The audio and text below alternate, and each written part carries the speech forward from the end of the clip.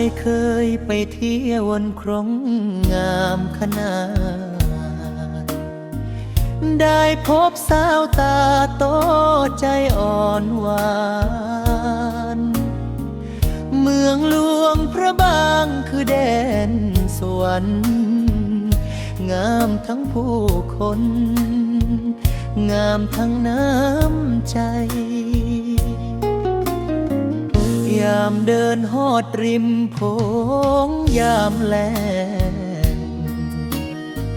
เสียงลมแผ่วกับน้ำกระเซ็นเบาน้องยิ้มให้หักแทบละลายใจอายจากมือนั้นหอดมือนี้ยังบ่ลืมน้องเลย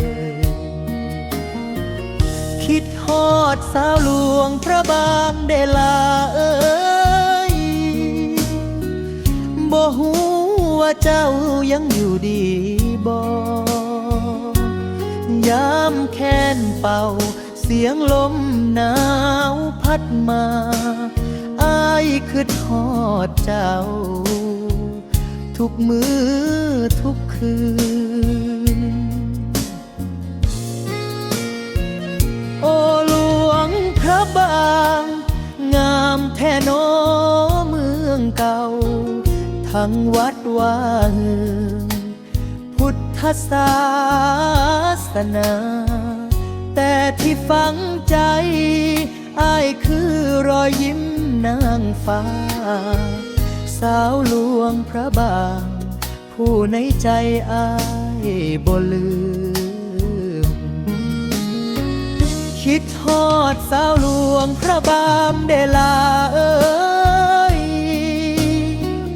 บ่มีวันใดที่ใจบ่คิดฮอดแม้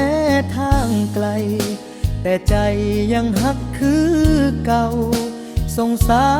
ยลมบอกข่าวว่าอายยังคิดฮอดเจ้าหากบุญยังมีขอให้ได้พ่ออีกคราว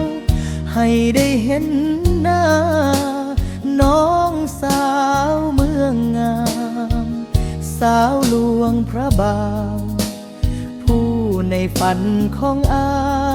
ยคิดฮอดเด้อลาฮักเจ้าตลอด